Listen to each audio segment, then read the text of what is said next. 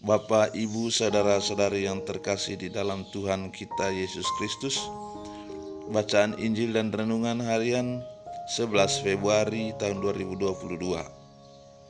Injil yang diperdengarkan hari ini diambil dari Injil Markus pasal 7 ayat 31 sampai dengan 37. Semoga Tuhan beserta kita sekarang dan selama-lamanya. Inilah Injil suci menurut Santo Markus. Dimuliakanlah nama Tuhan. Pada waktu itu Yesus meninggalkan daerah Tirus dan lewat Sidon pergi ke Danau Galilea di tengah-tengah daerah Dekapolis. Di situ orang membawa kepadanya seorang tuli dan gagap dan memohon supaya Yesus meletakkan tangannya atas orang itu. Maka Yesus memisahkan dia dari orang banyak sehingga mereka sendirian.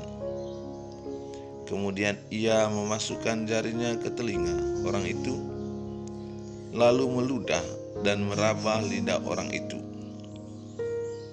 Kemudian sambil menengadah ke langit, Yesus menarik nafas dan berkata kepadanya, Efata, artinya terbukalah.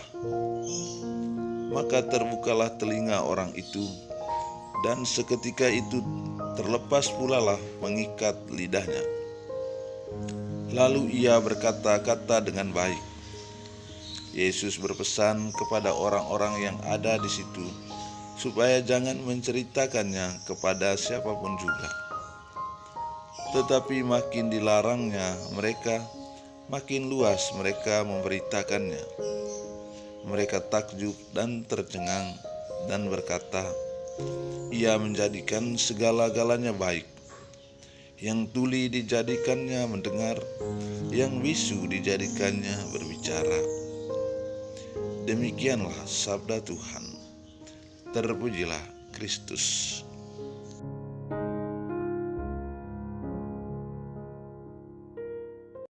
Saudara-saudari yang terkasih, sahabat-sahabat Yesus yang mencintai sabda Tuhan di mana saja Anda berada.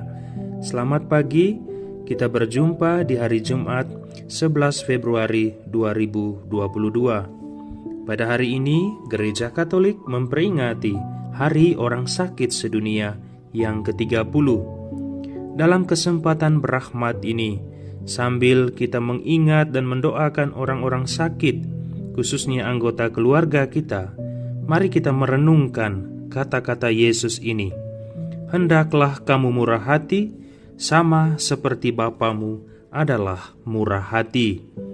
Ajakan Yesus ini mengingatkan dan menegur kita untuk selalu bermurah hati, bukan hanya dalam mendoakan orang-orang sakit, tetapi juga bermurah hati dalam sikap memahami, menerima, dan mau melakukan sesuatu untuk orang-orang sakit yang ada di sekitar kita.